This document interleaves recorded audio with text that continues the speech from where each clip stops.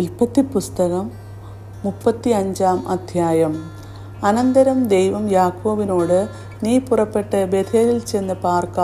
നിന്റെ സഹോദരനായ ഏശാവിൻ്റെ മുമ്പിൽ നിന്ന് നീ ഓടിപ്പോകുമ്പോൾ നിനക്ക് പ്രത്യക്ഷനായ ദൈവത്തിന് അവിടെ ഒരു യാഗപീഠം ഉണ്ടാക്കുക എന്ന് കൽപ്പിച്ചു. അപ്പോൾ യാക്കോബ് തൻ്റെ കുടുംബത്തോടും കൂടെയുള്ള എല്ലാവരോടും, നിങ്ങളുടെ ഇടയിലുള്ള അന്യദേവന്മാരെ നീക്കിക്കളഞ്ഞ് നിങ്ങളെ ശുദ്ധീകരിച്ച് വസ്ത്രം മാറുവീൻ. നാം പുറപ്പെട്ട് ബേഥേലിലേക്ക് പോക. എൻ്റെ കഷ്ടകാലത്ത് എൻ്റെ പ്രാർത്ഥന കേൾക്കുകയും ഞാൻ പോയ വഴിയിൽ എന്നോടുകൂടെ ഇരിക്കുകയും ചെയ്ത ദൈവത്തിന് ഞാൻ അവിടെ ഒരു യാഗപീഠം ഉണ്ടാക്കുമെന്ന് പറഞ്ഞു.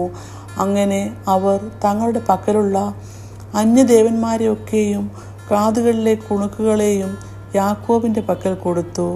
യാക്കോബ് അവയെ ശേഖേമിനരികെയുള്ള കരുവേലകത്തിൻ്റെ കീഴിൽ കുഴിച്ചിട്ടു. പിന്നെ അവൻ യാത്ര പുറപ്പെട്ടു. അവരുടെ ചുറ്റും ഇരുന്ന പട്ടണങ്ങളുടെ മേൽ ദൈവത്തിൻ്റെ ഭീതി വീണതുകൊണ്ട് യാക്കോബിൻ്റെ പുത്രന്മാരെ ആരും പിന്തുടർന്നില്ല. യാക്കോബും കൂടെയുള്ള ജനമൊക്കെയും കനാൻ ദേശത്തിലെ ലൂസ് എന്ന ബേഥേലിലെത്തി.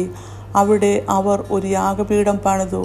തൻ്റെ സഹോദരൻ്റെ മുമ്പിൽ നിന്നും ഓടിപ്പോകുമ്പോൾ അവന് അവിടെ വച്ച് ദൈവം പ്രത്യക്ഷനായതുകൊണ്ട് അവൻ ആ സ്ഥലത്തിന് എൽ ബേഥേൽ എന്ന് പേർ വിളിച്ചു. റിബേക്കയുടെ ധാത്രിയായ ദെബോറ മരിച്ചു. അവളെ ബേഥേലിന് താഴെ ഒരു കരുവേലകത്തിൻ്റെ കീഴിൽ അടക്കി. അതിന് അല്ലോൻ ബാഖൂത്ത് വിലാപവൃക്ഷം എന്ന് പേരിട്ടു.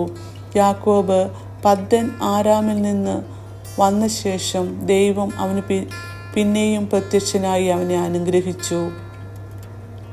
ദൈവം അവനോട്, നിന്റെ പേർ യാക്കോബ് എന്നല്ലോ, ഇനി നിനക്ക് യാക്കോബ് എന്നല്ല ഇസ്രായേൽ എന്ന് തന്നെ പേരാകണം എന്ന് കൽപ്പിച്ച് അവനെ ഇസ്രായേൽ എന്ന പേരിട്ടു. ദൈവം പിന്നെയും അവനോട്, ഞാൻ സർവശക്തിയുള്ള ദൈവമാകുന്നു. നീ സന്താന പുഷ്ടിയുള്ളവനായി പെരുകുക. ഒരു ജാതിയും ജാതികളുടെ കൂട്ടവും നിന്നിൽ നിന്ന് ഉത്ഭവിക്കും.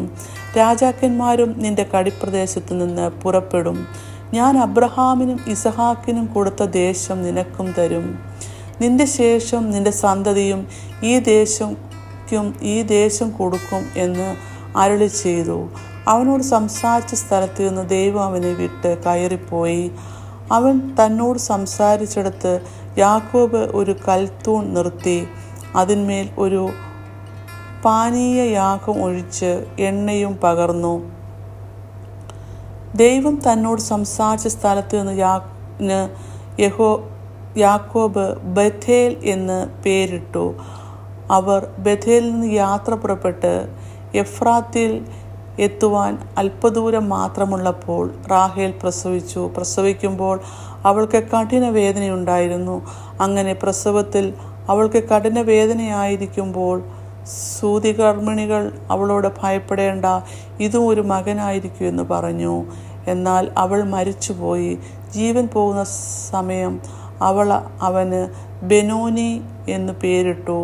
അവൻ്റെ അപ്പനോ അവന് ബെന്യാമീൻ എന്ന് പേരിട്ടു. റാഹേൽ മരിച്ചിട്ട് അവളെ ബേത്ലഹേം എന്ന എഫ്രത്തിന് പോകുന്ന വഴിയിൽ അടക്കം ചെയ്തു. അവളുടെ കല്ലറയിന്മേൽ യാക്കോബ് ഒരു തൂൺ നിർത്തി.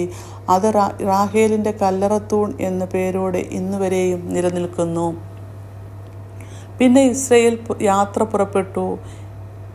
ഏദൻ ഗോപുരത്തിന് അപ്പുറം കൂടാരം അടിച്ചു. ഇസ്രായേൽ ആ ദേശത്ത് പാർത്തിരിക്കുമ്പോൾ രൂബേൻ ചെന്ന് തൻ്റെ അപ്പൻ്റെ വെപ്പാട്ടിയായ ബിൽഹായോടുകൂടെ ശയിച്ചു. ഇസ്രായേൽ അത് കേട്ടു. യാക്കോബിൻ്റെ പുത്രന്മാർ 12 പേരായിരുന്നു. ലേയായുടെ പുത്രന്മാർ യാക്കോബിൻ്റെ ആദ്യജാതൻ രൂബേൻ, ശിമയോൻ, ലേവി, യഹൂദ, ഇസാഖാൻ, സെബൂലൂൺ. റാഹേലിൻ്റെ പുത്രന്മാർ യോസെഫും ബെന്യാമീനും. റാഹേലിൻ്റെ ദാസിയായ ബിൽഹയുടെ പുത്രന്മാർ ദാനും നഫ്താലിയും. ലേയായുടെ ദാസിയായ സിൽപ്പയുടെ പുത്രന്മാർ ഗാദും ആശേരും. ഇവർ യാക്കോബിന് പദ്ദൻ അരാമിൽ വെച്ച് ജനിച്ച പുത്രന്മാർ. പിന്നെ യാക്കോബ് കിര്യത്തർബ എന്ന മമ്രയിൽ തൻ്റെ അപ്പനായ ഇസഹാക്കിൻ്റെ അടുക്കൽ വന്നു. അബ്രഹാമും ഇസഹാക്കും പാർത്തിരുന്ന ഹെബ്രോൻ ഇത് തന്നെ. ഇസഹാക്കിൻ്റെ ആയുസ് 180 സംവത്സരമായിരുന്നു. ഇസഹാക്ക് വയോധികനും കാലസമ്പൂർണനുമായി പ്രാണനെ വിട്ടു മരിച്ചു. തൻ്റെ ജനത്തോട് ചേർന്നു. അവൻ്റെ പുത്രന്മാരായ ഏശാവും യാക്കോബും കൂടി അവനെ അടക്കം ചെയ്തു. ഇങ്ങനെ 35 അധ്യായം അവസാനിക്കുന്നു.